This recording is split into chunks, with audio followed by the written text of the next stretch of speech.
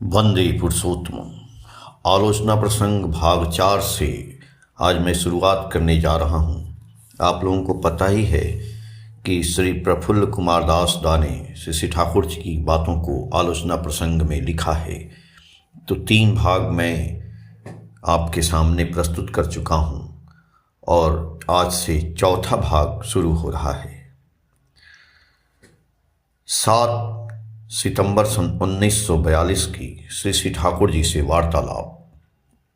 आज दोपहर में श्री ठाकुर आश्रम प्रांगण में बांध के किनारे एक चौकी पर गंभीर मुद्रा में अकेले बैठे हैं। खुले वदन आकाश के नीचे बैठे सोच रहे हैं। सामने चारों ओर विस्तृत मैदान है। दूर से ही कुष्टिया मोहिनी मिल की चिमनी स्पष्ट रूप से दिख रही है। उस विशाल जगह में ये अनन्य साधारण मालूम पड़ रहे हैं।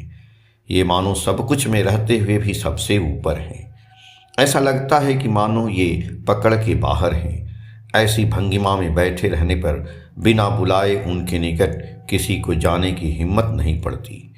इसीलिए दूर से ही अनेकों अपेक्षा कर रहे हैं। इतने में श्री ठाकुर बोल उठे, शरद्दा यहाँ आइए। शरद्दा धीरे धीरे आगे बढ़े। 2-1 व्यक्ति के सिवा सभी दूर हट गए। शरद्दा नजदीक जाकर नीचे जमीन पर बैठ गए। बैठते ही कामकाज के संबंध में बातें चलने लगी। रुपए के अभाव में खुलना से सत्संग भवन को हटाना पड़ा है, उस संबंध में बातें चलीं। श्री ठाकुर जी बोले, इतने लोगों के रहते हुए भी वहाँ से केंद्र हटना पड़ा। यह एक डिस्क्वालिफिकेशन दोष है।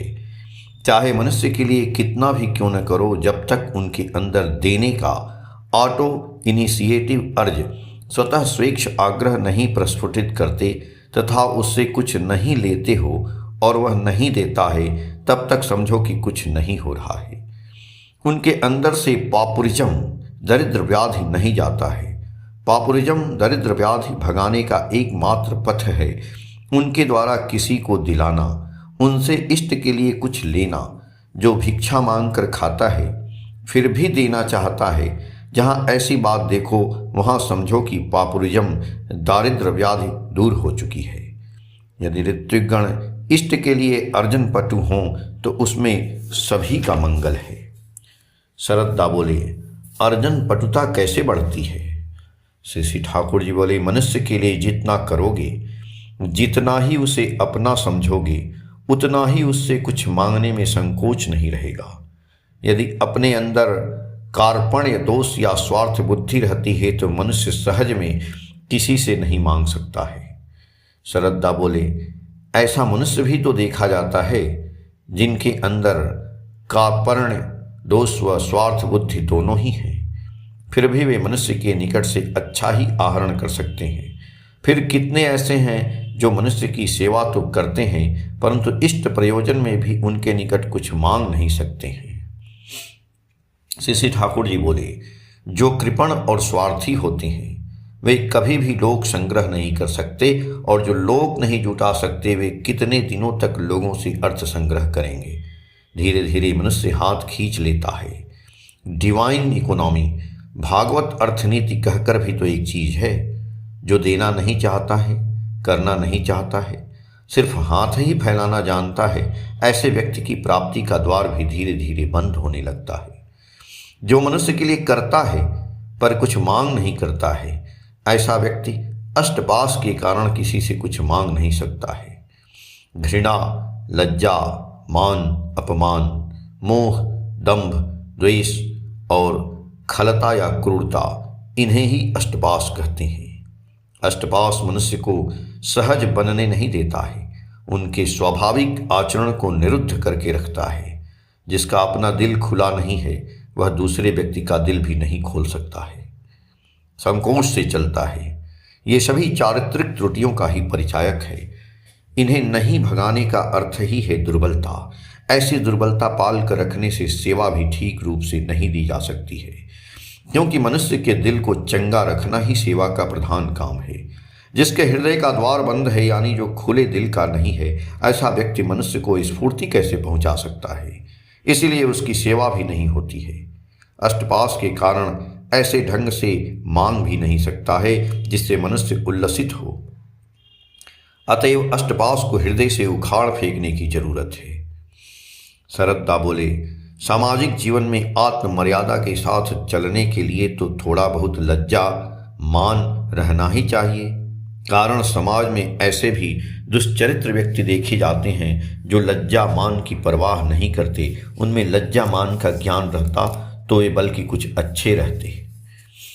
श्री ठाकुर जी बोले, अष्टपास को भगाने का अर्थ तो आत्ममर्यादाहीन होना नहीं है।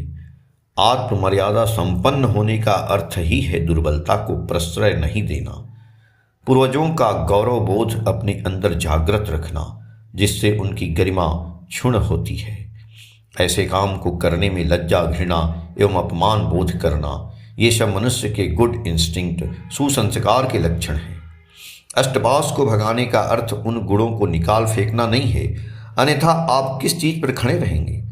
किंतु आपने एमए पास किया है, यह समझकर आप एक ब्राह्मण को प्रणाम करने में लज्जा बोध करें तो यह आपकी आत्ममर्यादा व वंश मर्यादा का द्योतक नहीं है।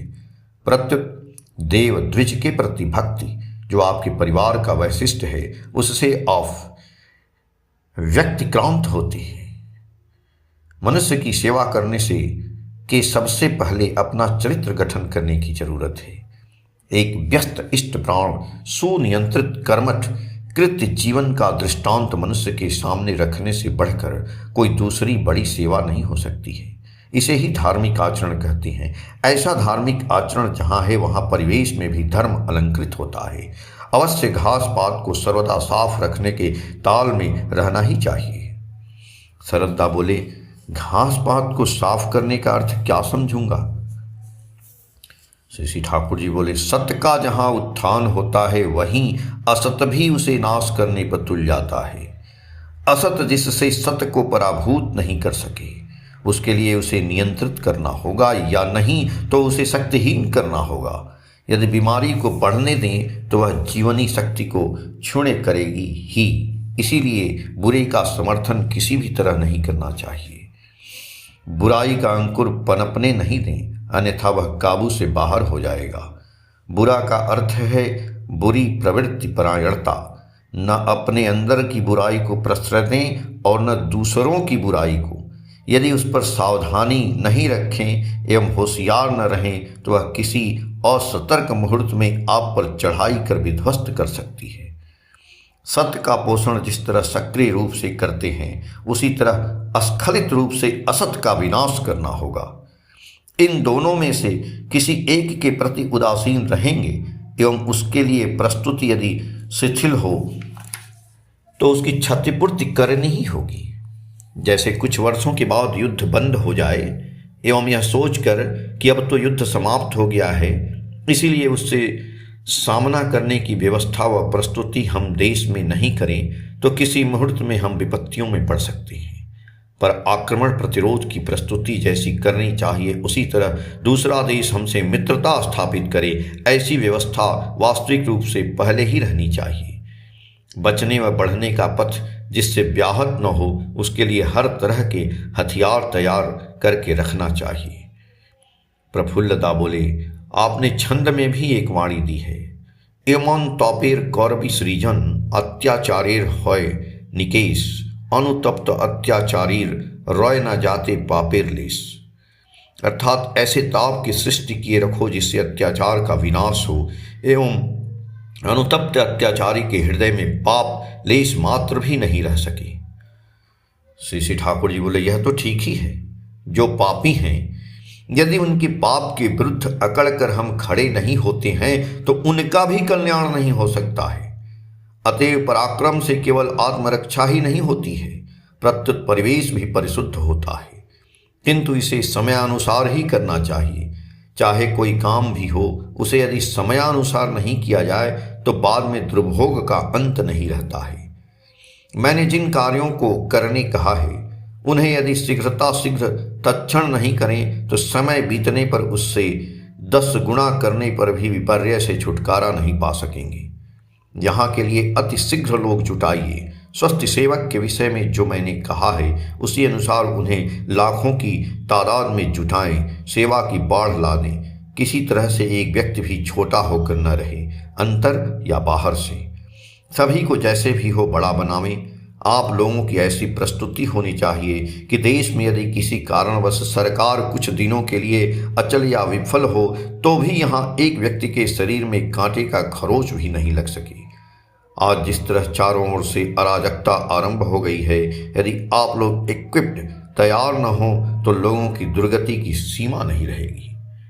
गायक, वक्ता इत्यादि अनेक कार्यकर्ताओं का संग्रह करें। दीक्षा की संख्या खूब बढ़ा दें। हर जिला में कम से कम 500 बीघा जमीन संग्रह करें। इसके लिए खूब पक्के कन्विक्शन प्रत्यय वाले लोगों की जरूरत है। आलोचना प्रसंग भाग 4 से पेज संख्या 1 से 5 तक। जय गुरु।